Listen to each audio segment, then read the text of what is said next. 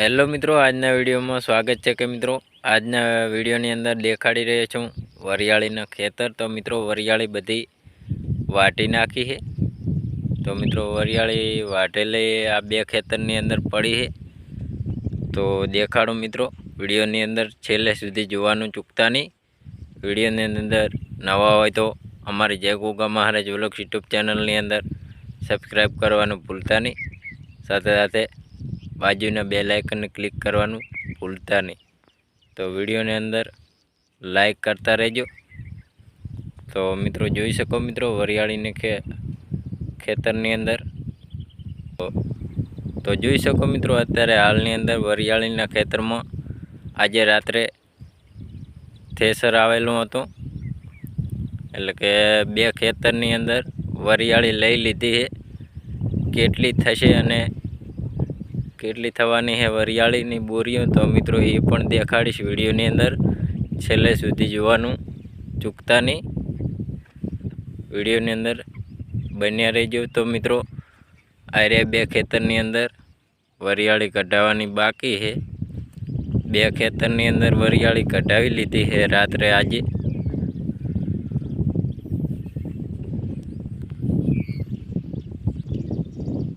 તો જોઈ શકો મિત્રો જે આમાં વરિયાળી બાકી છે અત્યારે હાલની અંદર કઢાવવાની, એટલે આમાં લીલી પડે છે।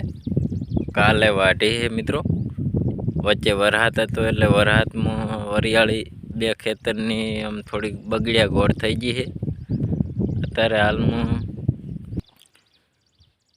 બે ખેતરમાં સારામાં સારી છે વરિયાળી, વાઢેલી પડી છે, સુકાયેલી 2 દિવસ સુકાવા દેવાની છે। એટલે આ વરિયાળી કાઢીને પછી મિત્રો વિડીયોની અંદર દેખાડીશ કે મિત્રો કેટલી બોરી થાય છે, એટલે કે કેટલી ગુણી થાય છે।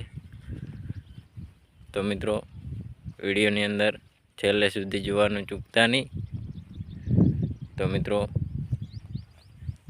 આજે 19 તારીખથી આ ખેતરની અંદર આજે રાત્રે કઢાવી મિત્રો વરિયાળી, અને ટોલા વરિયાળીના ભર્યા છે મિત્રો,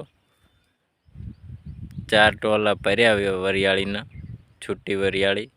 તો મિત્રો કેટલી થાય છે વરિયાળી તો ટોલા પ્રમાણે તમને ખબર પડતી હોય તો કોમેન્ટમાં જણાવતા રહેજો। તો મિત્રો વિડીયોની અંદર છેલ્લે આપણે બતાવીશું કેટલી ગુણી થાય છે। તો મિત્રો આની પાછળ હજી એક ખેતર છે, આપણે વિડીયોની અંદર બતાવેલ જ છે મિત્રો આગળ। તો મિત્રો હવે આવનારા વિડીયોની અંદર